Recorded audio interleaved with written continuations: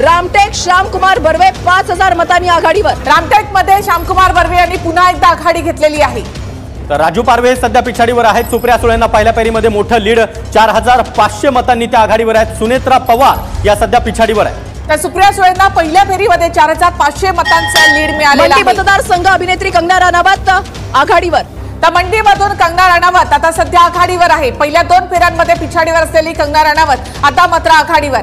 बारामतीमध्ये सुप्रिया सुळे 4500 मतांनी आघाडीवर। तर राज्यातलं चित्र सातत्यानं बदलत आहे। भाजप सध्या 13 जागांवर आघाडीवर आहे, तर शिवसेना 7, शिंदे गट अर्थात आणि राष्ट्रवादी सध्या आता अजित पवार गट 3 जागांवर आघाडीवर पाहायला मिळतोय। तर एनडीए 316 जागांवर आघाडीवर। 520 जागांचे कल आतापर्यंत हाती आलेले आहेत। यामध्ये इंडिया आघाडी 186 जागांवर आघाडीवर।